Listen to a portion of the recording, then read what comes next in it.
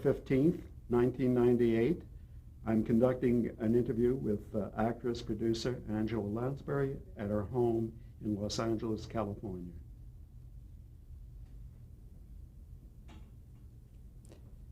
To get us started, if I may, would you give us your full name? Yes. I was born Angela Bridget Lansbury. And when was that? What was the year and date? The year was 1925, October 16th. And where was you born? I was born in London, England. In the city itself? In the city, yes, in an area of London called Regent's Park. Did you grow up there? Actually, we moved when I was 5 from Regent's Park, that area, and moved out of the center of London to the suburbs, which was an area called Mill Hill, near Hendon. And there we moved into a sort of family house, because I now had twin brothers. I'm going to ask you about your siblings, but tell us, please, first about your parents. Who were your parents? My parents were, my mother was an actress, Moyna McGill, and my father was the son of a politician whose name was George Lansbury. He was a very famous pacifist and labor leader.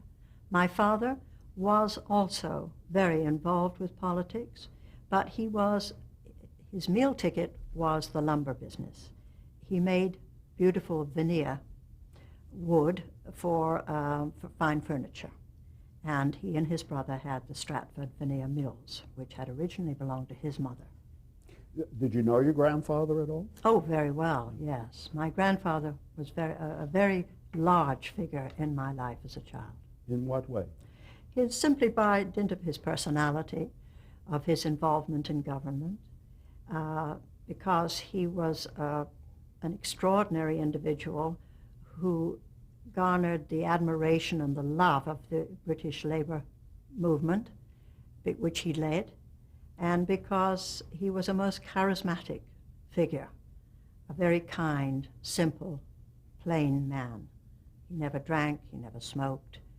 He was addicted to tea, and he used to drink very strong, sweet tea, which I think I inherited this tea mania from him. People say I drink tea all the time. I don't drink it all the time, but I drink it a hell of a lot. Well, I just heard that it's very good for you in many ways. I believe so. So did you grow up with a lot of talk of politics in the house? Yes, there was a lot of talk about politics because obviously my father, his brothers, he had two brothers, and my grandfather and various friends, they would come to the house and I would hear them jawing away about politics, you know, and it was very much part of my life, really. And my mother was wonderful about it. And by the time I was 5, my brothers were born that year, 1930, she gave up the theater. She couldn't handle looking after 4 children, which she had because I also had a stepsister, Isolde, who was my mother's child by her first marriage. The stepsister was older than you were. Yes, she was about 5 years older than me. There was 5 years between the lot of us. As you were growing up, the world was experiencing an economic depression. Did you feel the impact of it at all? I think I did without really realizing. I mean, I was aware of the problems, but there was always food on the table in our house. And my father's business, thank goodness, managed to do okay, although my family had terrible money problems. I mean, it was a hassle to make ends meet in those days, even in the sort of middle class. Money was something that didn't come easily, but everybody worked hard and they managed. Was the specter of war hovering over you as you were growing up? I was aware in 1935, when I was at school, that there was a terrible, ominous feeling that was coming across from Europe, and it had to do with the emergence of Hitler as the leader of Germany. At school, we had many of the Jewish girls who were refugees from Germany who came into our country and went to school with us. So we learned from them, although they were very discreet and quiet about it, we gathered that what a terrible thing they had left behind. So war was always sort of simmering somewhere below the surface in our house and in the conversation and in the political discussions that went on. Certainly Hitler was a prime part of the conversation. Were you listening to the radio as you were growing up? Or did you have favorite radio programs? Yes, I did. I had my favorite radio program, actually, the only one I really listened to, because nobody listened to the radio all day long in those days. You listened to, in fact, it didn't even go on the air, I don't believe. In the BBC, I don't believe broadcast until a certain hour in the late afternoon. My favorite program was Henry Hall and his dance orchestra. And he was on every night, I think, at 5 o'clock. There were also children's programs, which I listened to. I think there was what they called the Bobby Bear Club and things like that. And we listened to radio as an entertainment. And we'd sit by the fire and just listen, you know, and listen to all the new songs that came over from America. And we heard those on the BBC. There was only one station, and that was the BBC. There weren't any commercial stations? No commercial stations at all, no. Did you ever see your mother perform on stage as you were growing up? Yes, I did. I saw her on several occasions. When I was quite small, it perturbed and worried me a lot.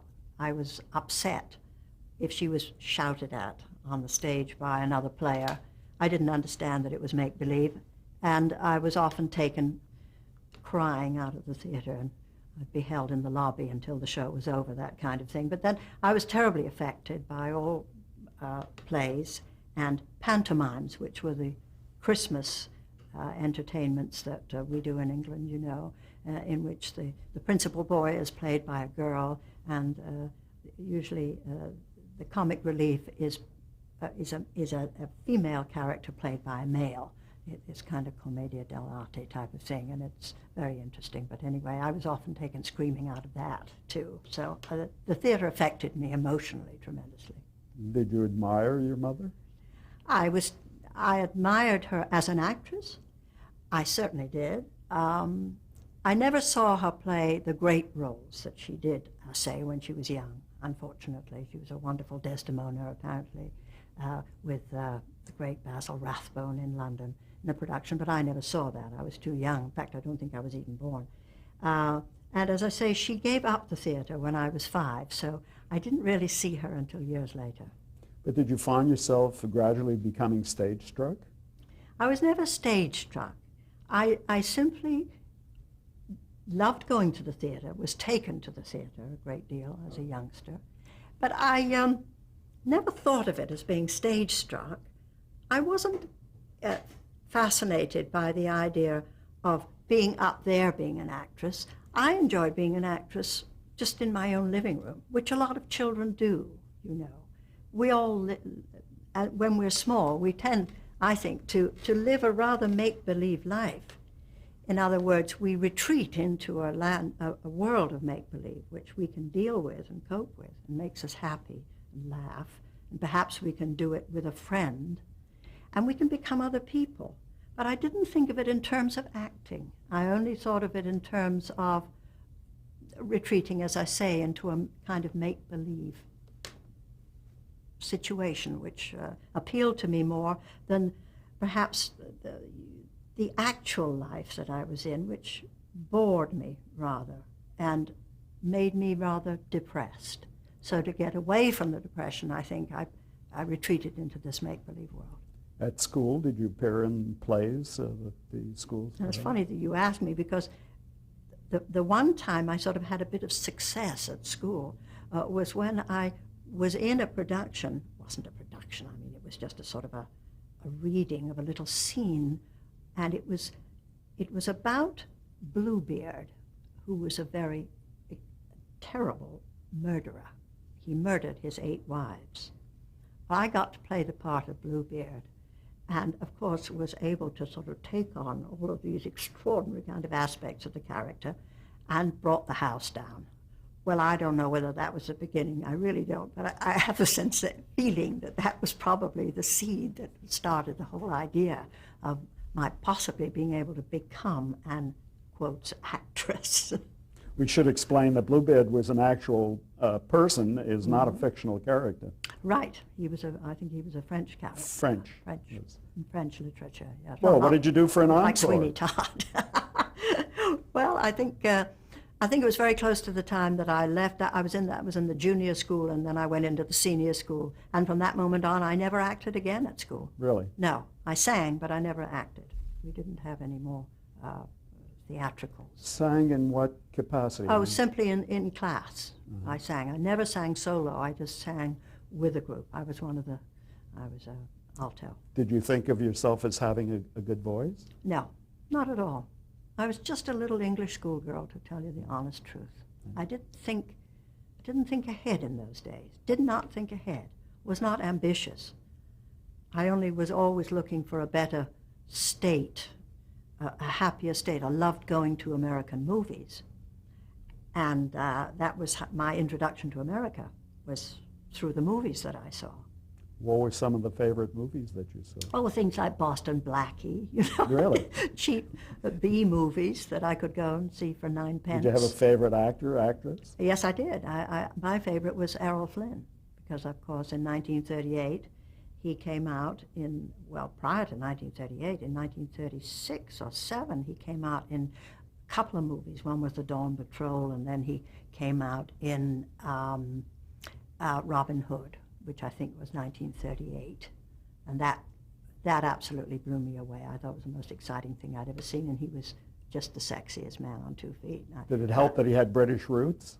Yes, it did, because he was an Irishman, you see. He was touted as being an Irishman, and I thought, oh, this is terribly glamorous. And he rode horseback, and, you know, he came from the north of Ireland, and my mother came from the north of Ireland, so I used to gobble up every bit of fan magazine. We'd buy cheap fan magazines from Woolworths. We'd buy them for 3 pence, and they were just all of the copies that came from America that hadn't been sold, you see. Like Photo Play, maybe? Photo Play, that was a wonderful one. Modern Screen, you know. We loved those. Who was your favorite actress? My favorite actress was, I think, Ginger Rogers, and I loved Betty Davis. I adored Betty Davis. She was so dramatic. And I saw all of the Astaire Rogers movies. My grandmother took me to see them. She was a great movie goer, and thank goodness in 1938 and 39 I saw everything, really. Did you see Gone with the Wind? Oh, yes, absolutely. In And like that? 1939, I loved it. I always remember the day most of my class in school in London had seen Gone with the Wind, and we all talked about it, and we were so transported by the beauty and the excitement and the romance of it. You know, it really hit us all right smack between the eyes. And of course, 2 of your country people were in starring roles. Exactly. Yes. Was Leslie Howard a big star at that time? Yes, he was, because he'd been in marvelous movies like The Scarlet Pimpernel, you know. And in fact, that's all I knew him from. I say lots of movies, but he was in other movies. Right. But The Scarlet Pimpernel, I think, was probably around 1938, before. Do you remember when war broke out? Do you remember that day and Yes. how it affected you? Yes, I do. I do remember. Very How did you well. hear the news? We heard it on the radio, because by that time we were all listening very closely to the radio, because everything was so, you know, 6s and 7s. Chamberlain had been to Munich. He'd come back. We should explain that Neville Chamberlain was the He was the Prime Minister of Great Britain, yes, and he was the man with the umbrella who went to Munich to talk to Hitler, and he came back saying, "I've done it." Peace in our time. Peace in our time, yes, famous last words. And of course, that was probably 1938, I suppose. And of course, by 1939, I think it was September 4th or 5th of 1939, war was declared, because Hitler went into Poland, and suddenly the Allies had to come because they had a non-aggression pact. They had to go to war on the side of or Britain had to go with France. Were you to frightened? protect. We were, you know, it's a funny thing about children. I think we were sort of kind of excited to have this enormous thing happen in our lives was an exciting event. It certainly changed everything. We didn't understand what war really meant, although we had had in our home a terrible book, a big black book, which was called Flanders Field or something, and it was all about World War I, and it was filled with very graphic photographs of the Battle of the Somme and so on.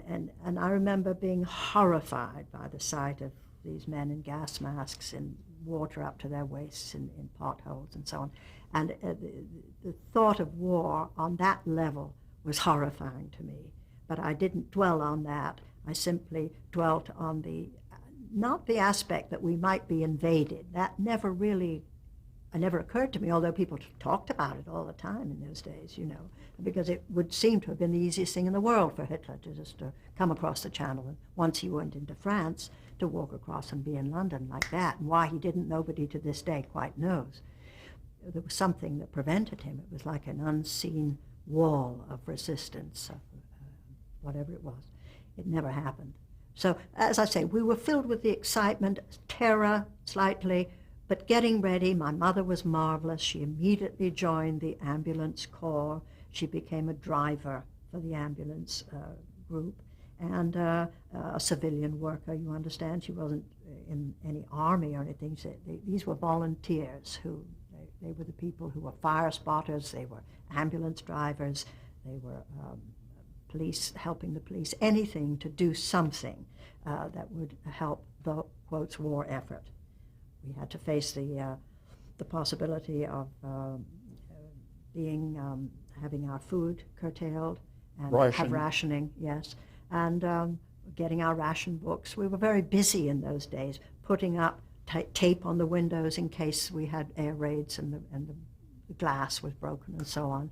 Also buying yards and yards of black fabric to cover the windows in the houses. We couldn't show a chink of light, even all during the 1939 year, which we called the Sitz War. I, by that time, was 13 years old and already starting my training. So I was out on the streets in the blackout. I remember that very well.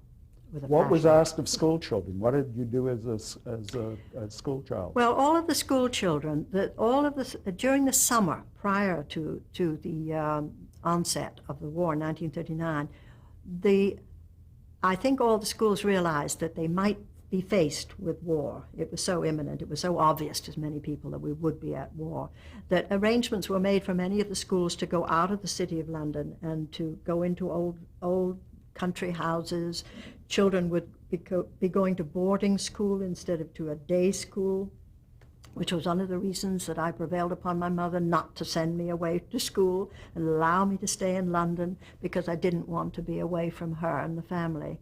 And she agreed, but she said I had to have lessons, which I did. A lady used to come to the house and give me lessons. And Tutor? A tutor, that's right, I had a tutor. And I took English, French, and I forgot math. I could add, so that was all I thought I ever needed. And history. That was English, history, and French, I think I was the other. So I did continue my education, not very well, and started dancing classes because I wanted to. My mother thought it would be a good idea, you know. So that's what I did for 1939. You must have experienced air raids during that time? Yes. We didn't have air raids, no. No air raids. London was not bombed during that period, not until we left.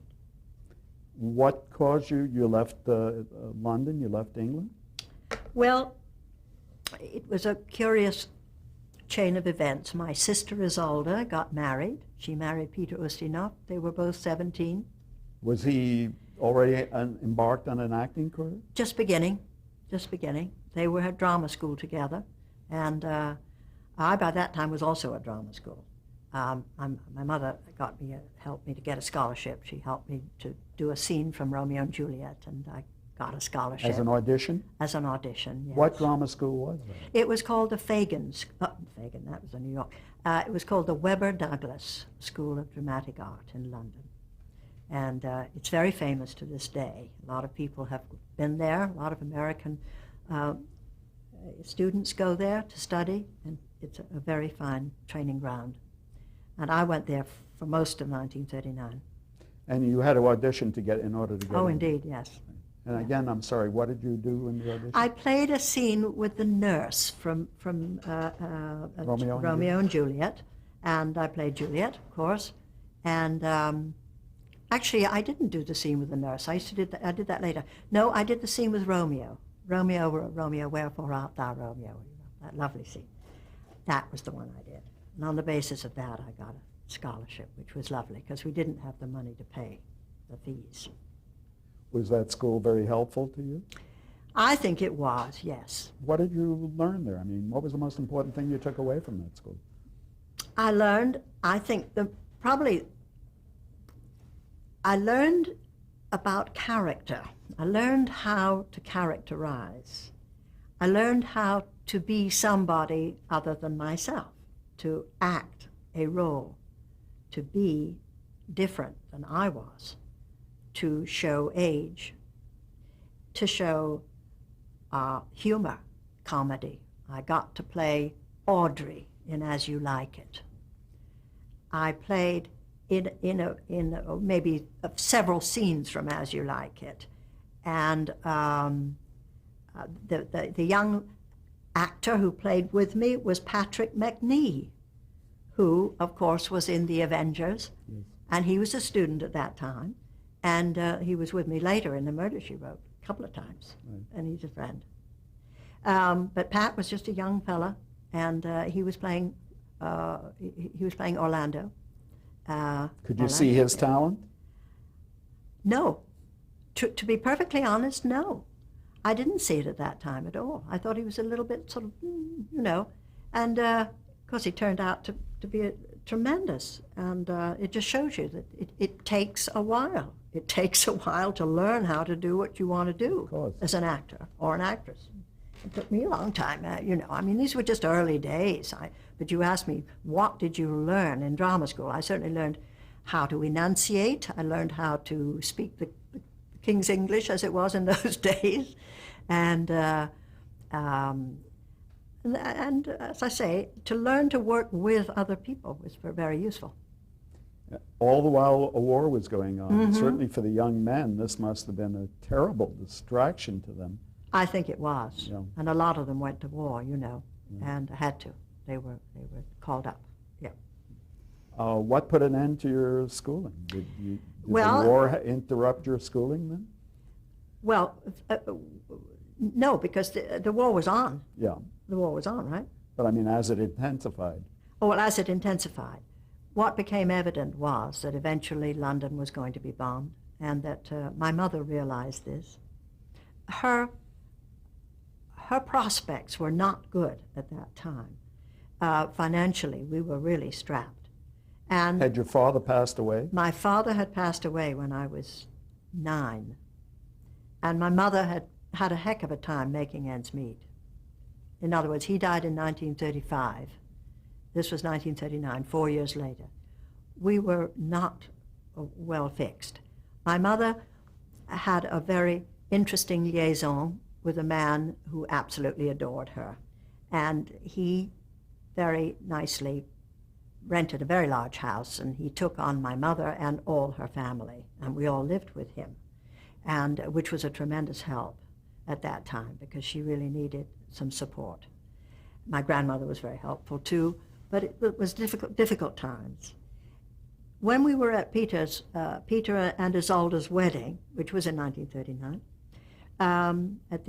in the summer, we met a man who had been very instrumental in finding sponsors for English children to be looked after in America for the duration of the war. And my mother's ears perked up And when she heard about the possibility that we might be able to be one of those families, she pursued it.